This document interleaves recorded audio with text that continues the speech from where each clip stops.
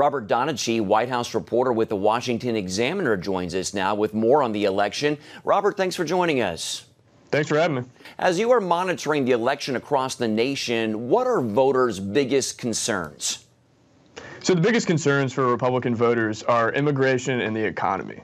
So that's what we're seeing President Trump doing right now. He's going out every evening. He's talking about the economic numbers. He's talking about the unemployment rate. He's talking about how many jobs they're creating and things like that. But he's also bringing up some serious wedge issues here. He's bringing up the border wall. He's bringing up sanctuary cities. He's bringing up the 14th Amendment, as we saw last week, which kind of caused a lot of waves. But when you look at Republican constituents, 60% of them, more than that, immigration is one of their top issues. The economy. If the president and Republicans can continue to hammer this in the last 24 hours, I think it could give them a boon. Has the immigration debate helped or hurt the president and Republicans? I think it's hurt. I think it's helped overall Republicans this cycle. Like I just said, if you poll them, number one or number two, the issue is immigration. It's either the economy or immigration. So obviously it's helping them. It helped fuel the rise of Donald Trump in 2016 and helped fuel the rise of a Republican-controlled House and Senate. What would you say are the biggest concerns for Democrats? What are they monitoring the most right now? Democrats are having a little bit more of a difficult time trying to figure out what their message is. They are anti-Trump. They're anti his immigration plan, anti the Republican tax cuts, anti most of what Republicans have done this cycle. That is really what they're rallying around. It seems to be bringing out young voters, bringing out people who are pretty hardline Democrats.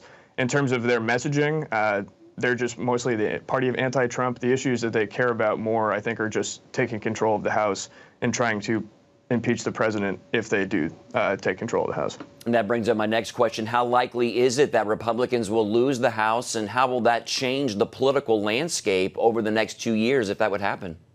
I'd say I'd give it an 80% chance or more that Republicans lose control of the House. Right now we have 39 toss-up seats. I think Democrats have something like 202 locked in. Republicans about 192. While that's a pretty big number, about 40, you can give or take and flip some numbers there. I'd say that Democrats conservatively take about 26 to 30, with the possibility of picking up even more. What are your thoughts on this midterm really being a measure of how well the president is doing and a barometer for him heading into 2020?